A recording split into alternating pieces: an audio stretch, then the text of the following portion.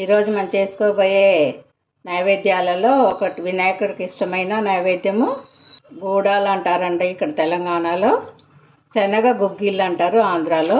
శనగలతో తాలింపు. దీని ప్రొసీజర్ చూద్దాం.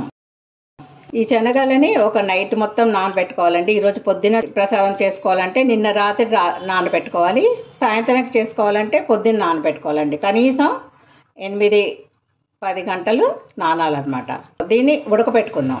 ఒక 4-5 విజిల్స్ వచ్చేదాకా మెత్తగా ఉడకపెట్టుకోవాలన్నమాట. ఫస్ట్ ప్రొసీజర్ కుక్కర్ పెట్టుకుని దీంట్లో వేసుకుందామండి. శనగలు ఉడకపెట్టుకోవాలన్నమాట. 5-6 విజిల్స్ రావాలి. కంపల్సరీగా నానాలండి. టైం లేకపోతే కనుక మీరు వేడి నీళ్ళు పోస్తే కనుక తొందరగా నానుతుందండి. వేడి నీళ్ళు పోసి సోడా ఉప్పు వేయాలన్నమాట. అప్పుడు తొందరగా నానిపోతుంది. ఒక 2-3 గంటలలో కావాలి అంటే అట్లా చేసుకోవచ్చు. దీనికి తగిన నీళ్ళు పోసుకోవాలండి. శనగలు మునిగేంత వరకే పోసుకోవాలండి. ఎక్కువ పోయకూడదు నీళ్ళు. ఇలా చూస్తే నీళ్ళు కనపడాలి. శనగలు మీరు తీసుకున్న శనగలను బట్టి దానికి తగినంత ఉప్పు వేసుకోవాలండి. కొంచెం సగమే వేసుకోవాలి ఉప్పు. మళ్ళీ తాలింపులో మళ్ళీ సగం వేసుకోవాలన్నమాట. ఇప్పుడు 5-6 విజిల్స్ వచ్చే వరకు పెట్టుకుందాం.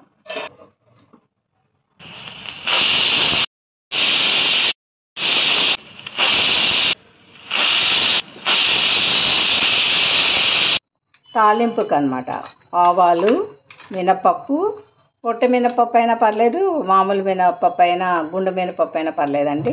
తాలింపుకి నూనె, పచ్చిమిరపకాయ చిన్న ముక్కలు, ఎండుమిరపకాయలు వేసుకోవాలి. ఇంగువ, ఉప్పు, పసుపు కొంచెం చిటికెడు, కారము కొంచెము, తురిమిన కొబ్బరి పైన జల్లుకోవాలండి.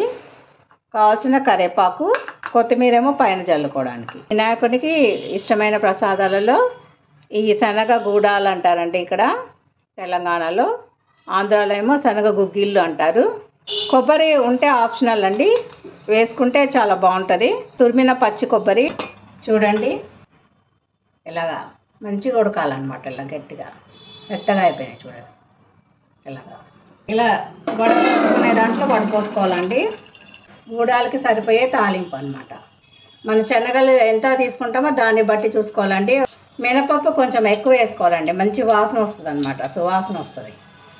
ఎండుమిరపకాయలు, పచ్చిమిరపకాయ, ఆవాలు కొంచెం మరి కాస్తనే ఉండాలండి. తాలింపు కొంచెం ఎక్కువగానే ఉండాలి. కరివేపాకు మాడకూడదండి, జాగ్రత్తగా ఉండాలి. ఈ శనగ గుగ్గిళ్ళకి గూడాలకని ఈ తాలింపే ముఖ్యమైనది అన్నమాట. చాలా తాలింపుకి ఈ పచ్చిమిరపకాయ ఈ తాలింపుకి ఒక చిన్న చిటికెడు ఉప్పు వేసుకుందామండి. చిటికెడు శనగలు ఉడికించుకునేటప్పుడు సాల్ట్ వేసుకున్నాం కాబట్టి దానికి అది సరిపోతుంది. కొంచెం పసుపు వేసుకుందామండి. కొంచెం లైట్గా వేసుకోండి, ఎక్కువ వద్దు. కొంచెం కారం ఒక చిటికెడు అండి, ఎక్కువ వేయకూడదు. చాలా బాగుంటుందండి. ఇంగువ కొంచెం ఎక్కువ వేసుకోండి, బాగుంటుంది. మంచిది కూడా డైజెషన్కి. శనగలు వాడతాం కదండి, కొంచెం గ్యాస్ ప్రాబ్లం వస్తుంది, అది రాకుండా ఉంటుంది అన్నమాట. ఆపేద్దామండి, మాడిపోతుంది. ఇప్పుడు ఇవి వేసేసుకుందాం.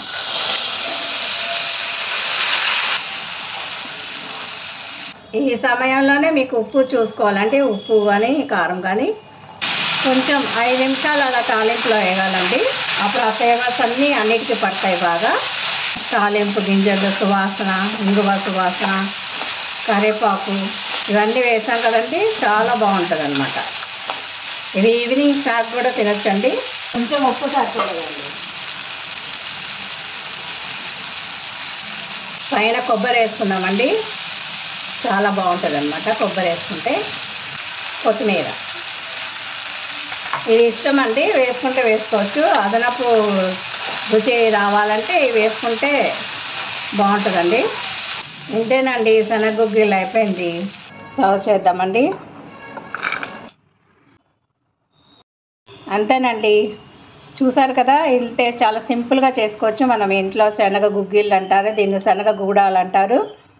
ఈ విధంగా మీరు కూడా చేసుకొని నైవేద్యంగా వినాయకునికి లేకపోతే ఇంట్లో ఈవినింగ్ స్నాక్ అయినా కూడా చేసుకోవచ్చండి.